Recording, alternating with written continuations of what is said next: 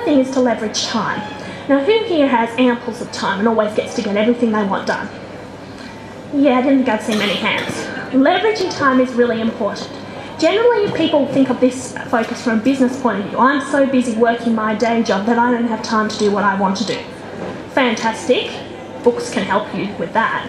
But from a personal point of view, if you're too busy looking after all your children, why not stay too busy looking after all your children but have a passive income coming in so you don't have to work as well? Leveraging your time, making an income, or fulfilling a dream are all valid reasons to produce a book. But if you don't know which one you're focused on, or which combination of two, or even all three, you're not going to end up with the results you want. You must think about all these things before you start. You must research all these things before you start, because otherwise the end result you reach will be exactly what you asked for, but not necessarily what you wanted. The second step is to plan. Now, once you've finished all your research, you know what you want, so you now can plan the process. You know the beginning, that's where you are now. You know where you want to go, so all you need to do is fill in the steps in the middle. Important things to think about at this stage is who's going to do which stage. Now, you heard me talk about the stages before, but who's going to do it? If you're seriously only writing your book, which, by the way, is a good place to start. You don't want to do something you're not an expert in because you want your book to be as professional as possible. But if you're only writing your book, who's doing everything else? Do you have the best of the best doing it? Do you have someone you've just met? Do you have someone you don't know? Have you had referrals from their customers? Have you had testimonies to see what they're like? You want to make sure the people working on your book are not only chosen, but they're the best they can be. And in some areas, you don't only want one person. For example, design. You want someone to be designing your cover, but someone else to be designing your contents, because they're different things. They don't necessarily have to be a different company. It might be one company that's working two different designers on two different elements. But you need people that are specialists in each area. What goes on a cover design is very different to what goes on a content design. Likewise, editing. Don't get your book edited once, unless it's being edited by a computer, but humans make mistakes. So even the world's best editor will miss something. So get it edited a second time by a second set of eyes who will see something the first won't. It is really important to have multiple people working on multiple aspects of your book to get the best outcome. How long will each stage take? If you're not doing it, chances are you have no idea how long it's meant to take. Can I tell you the average book takes about 3 months to turn around? But do you know how long my average client takes to turn around? 12 months. That's a 9-month gap, because there's delays in the middle. Sometimes they're things I can control, sometimes they're things I can't. Like, I didn't realise it was going to take this long, or, oh, you mean I need to check the draft before the next stage? My illustrator's just not getting back to me. The courier lost the books. Anything can happen. You need to allow time for this.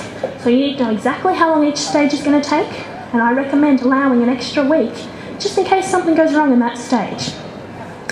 The other thing is what steps need to be done in each stage. If you've done your background research, you're going to have a rough idea. But when you've found the expert, check with them. Whatever they say, cross-reference it with what you know, put the two together, and work out a plan.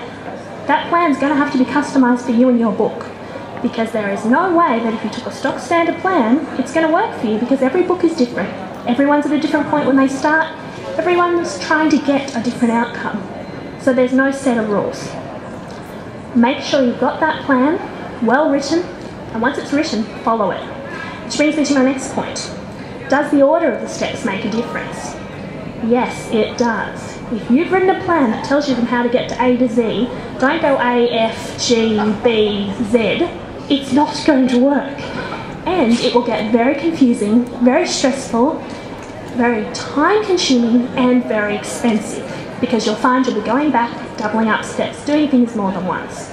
There is nothing worse than an unplanned book, and yes, you can tell when you read them. If you read a good book and wonder, oh, I wonder if they had a plan, they did. If you read a bad book, you know they didn't. Which brings me to my third point, budget. Unfortunately, I'm here to tell you today that publishing isn't cheap. People have been publishing books for a great many years. That's why publishers are around. They take care of everything for you.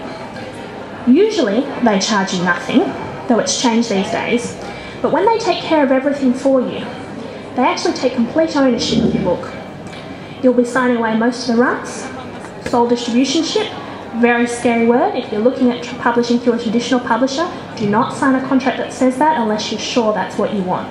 Because when you sign sole distributionship, were you thinking of having a website to sell your books?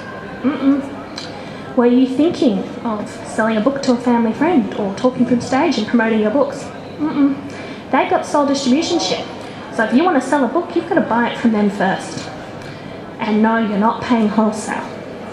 So interesting things to think about. But when you budget, if you're looking at doing the project yourself, or even if you're looking at doing a project with a traditional publisher, and you're budgeting for how many you want to buy to then sell, what is your budget? Is it something you can fund yourself? Or are you looking at investors? I like to teach a publishing process that has a minimalistic cost as possible up front, but allows that initial cost to fund the rest of the publishing process for you. What's ideal is if you don't even pay that upfront cost. What if you pre-sold the book? What if you had people buying the book before it was even made? Those people can fund the process for you. You don't outlay any of your own money, and yet, when those books are given to them, all the leftovers you have are pure profit when you sell them. There's ways of making your publishing work to whatever budget you have. The other thing I've got down here is, do I have enough capital to fund the self-publishing process myself? Now that's slightly what I said, but also alluding on to traditional methods and bigger publishers. Self-publishing and traditional publishing are very different things, but you need to think seriously about which one's right for you, because it may not be the one you first bought, it may not be the one you go with, and it might change partway through the process, but you need to think about what's right for you. On one side, all your expenses are paid, all your risk is gone, and you get a small commission because you've lost the rights to your books. That small commission, multiplied by a large target market, could be quite nice. The flip side is you put all the work in, you put all the money in, you take all the risk, but you get all the rewards. No publishing company is taking your money. The last point I want to draw your attention to with budget is a lot of people say, oh, I wish I could do self-publishing because I'm sick of the big companies taking all the money, but I just can't afford it. You know, it's really expensive, and it can be if done wrong, or it can be if you pay for everything up front. The thing I want to put in your minds at the moment is, have you considered time payments? Did you know that book publishing is like everything else? You can do it on time payments. You can do it on 6 months interest-free. There is finance companies out there, or even publishing studios out there, that have time payment facilities for you, or finance options for you. Just like anything else out there, if you want to produce a book, don't let anything stop you. That includes lack of research, lack of planning, or lack of money. You have lack of nothing. If you want to do it, just get out there and do it. It's as simple as 1, 2, 3.